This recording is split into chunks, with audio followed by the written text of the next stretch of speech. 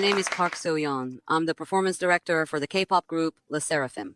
I just turned 30, and despite my young age, I am in charge of directing performances exclusively for the team.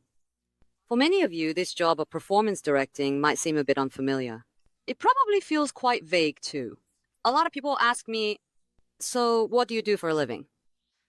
To put it simply, a performance director is responsible for overseeing and producing an artist's performances at an entertainment company. However, I don't think all performance directors do exactly the same work. It seems that each person focuses on their work while maintaining their own unique strengths.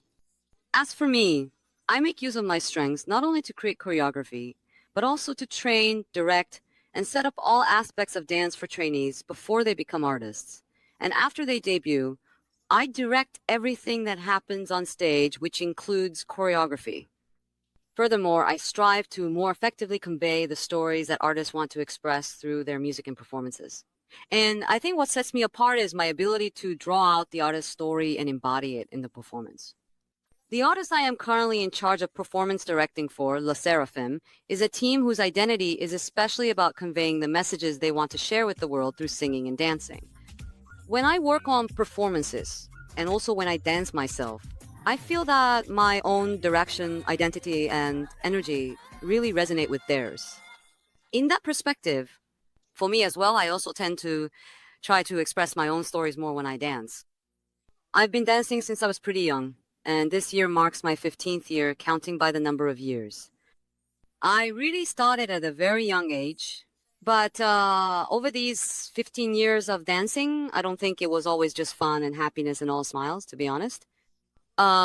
Since I've been dancing for such a long time, which is what I really love, and it's become my profession, people around me tend to say, what could be so hard about it if you're doing what you love? People used to say things like that to me all the time. Even now, I don't regret my choices. And if I could go back, I'd make the same decisions. But the path I've walked over these 15 years of dancing hasn't always been easy. Nevertheless, because I love dancing so much and wanted to keep challenging myself, I've grown this far. And in the end, I've become a performance director with a unique edge and someone who helps share the stories of today's artists with the world. You know, there's actually a secret to how I was able to dream like this, even in the face of the world's negative views and limitations. Would you like to know what that secret is? The very first secret that allowed me to take on challenges was believing in myself. I know that it might sound obvious, and honestly, I think most people already know this kind of sayings. To be honest, I feel a bit embarrassed to even call it a secret. But I think it's actually the things we all know that are the hardest to do. After all, I am the one that knows myself better than anyone else, right? That's why, if you are to truly express yourself, you need to fully believe in yourself. I think the most important thing is to have the time, the mindset, and the willingness to take a look back on yourself, to question yourself, and to see yourself just as you are. When I dance, I have never once doubted myself. Even if someone tells you that the path you're taking in life is not right, I don't think you necessarily need to doubt yourself or question what you are doing. So, my mid-20s was the period that I was most focused on dancing. It was when I spent every single day of the week, from Monday to Sunday, in the practice room, and my mother suddenly told me something out of the blue.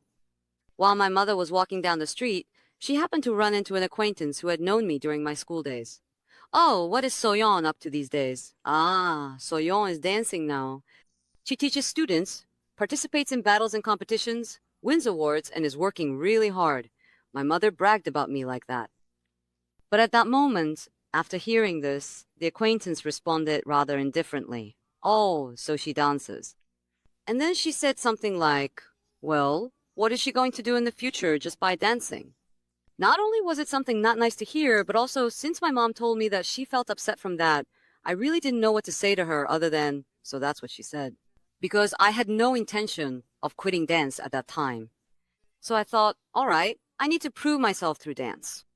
That's when I made up my mind, I think.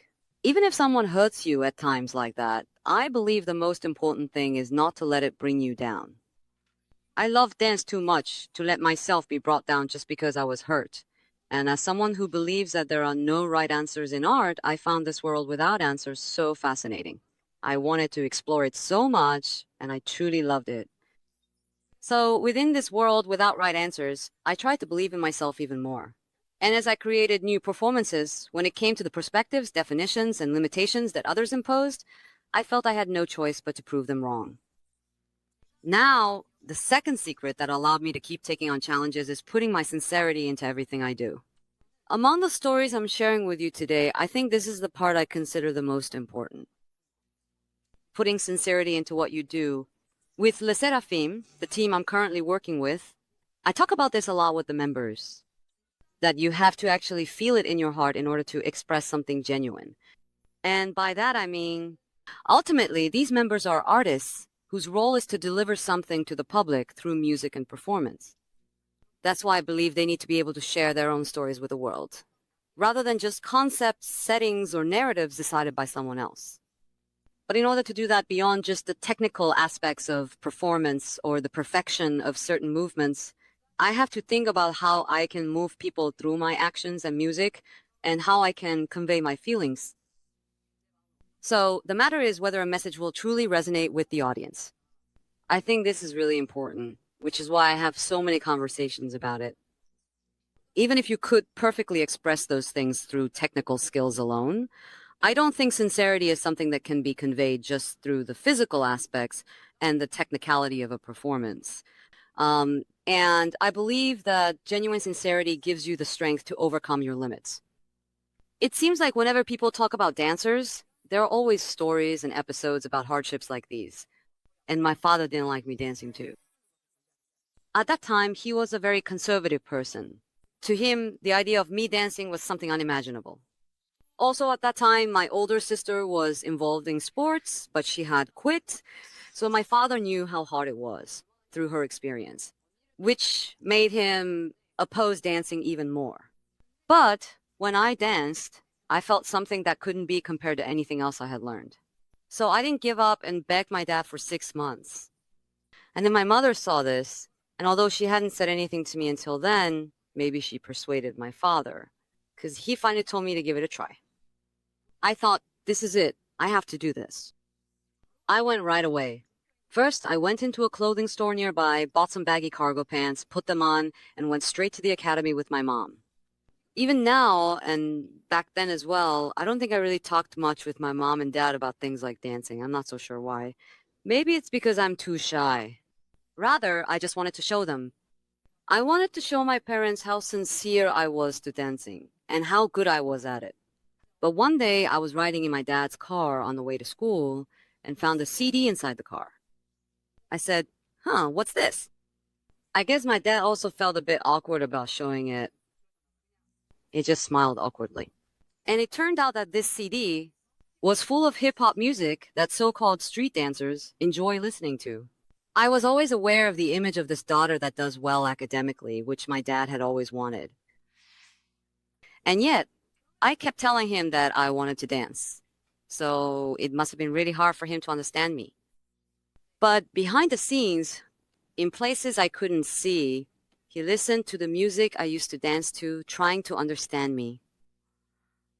I felt so sad discovering that CD. Actually, even saying I felt sad doesn't quite capture it.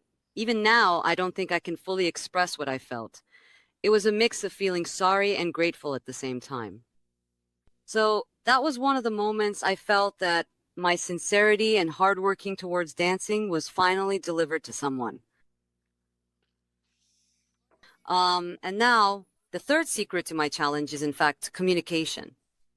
Rather than just trying to fit an artist into a certain given concept, I believe that the artist's own story and image are extremely important. I think that incorporating the story the artist wants to tell into the performance is another way to achieve this. That's why these days, what I do most is having conversations with the artists themselves. Not only on a personal level, but even during practice, I always spend at least an hour talking with the members before starting the lesson. People might wonder, why would a performance director need to have conversations? Isn't it enough just to choreograph? That's what some might think. But I believe that having conversations helps people recognize their deepest desires and gives them the courage to take on what they truly want to do without fear. When preparing for an album, I believe it's most important to find out through conversations what kind of image the members want to show to the public and what stories they want to tell. So I focus on listening to those things. I would like to share with you some of the stories from a few of our SERAFIM members. For example, Sakura used to be a top idol in Japan before participating in a Korean audition program and debuting again as a member of this new girl group, SERAFIM. And Kazuha decided to become an idol after quitting ballet, which she had done for 15 years. Along with the rest of the members, as I listened to their stories, I realized there was a single keyword that they all had within them and wanted to express. And that was challenging oneself. A challenge to show a new side of me. SERAFIM is a team made up of people who, driven purely by their passion for singing and dancing, want to break out of their own molds and tell their own stories without fear. I thought their identity matched with me perfectly. So I got a hint from this conversation, and I started to come up with a performance that could best express the artist's story.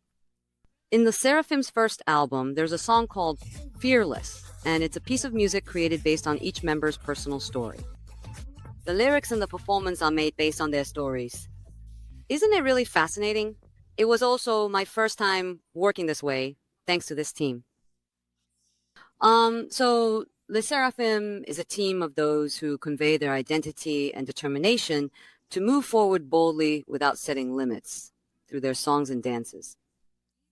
Following their declaration of Fearless, which is about not being swayed by the world's gaze and moving forward without fear, the team is now completely engaged to tell their story through the song Anti-Fragile, expressing their determination to grow stronger and tougher the more they face hardships. And again, I am planning their choreography and performance so that their story can be conveyed well to the world.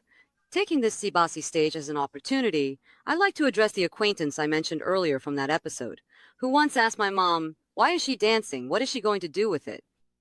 Now that I am here, I think I can finally give an answer to that acquaintance who asked my mom those questions.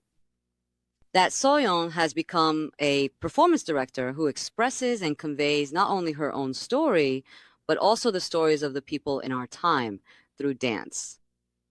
There seem to be so many fears in the world that block our potential and our willingness to take on challenges. Even standing here right now might be another kind of fear for me. If there's anyone who doesn't really know what they want, or who can't take even a single step forward because of fear, I would first encourage them to try having a conversation with themselves. I believe that only by discovering what you truly want, shaking off your fears, and moving forward, can you take the next step. To borrow from SERAFIM's stories and some of the song titles from their albums, in their first album, the title track is Fearless, and in their second album, the title track is Anti-Fragile. So just like in Fearless, I sincerely hope that you will not be swayed by the gaze of the world and will take on challenges without fear. And like Anti-Fragile, that you will grow into even stronger individuals who become more resilient through adversity. Thank you for listening.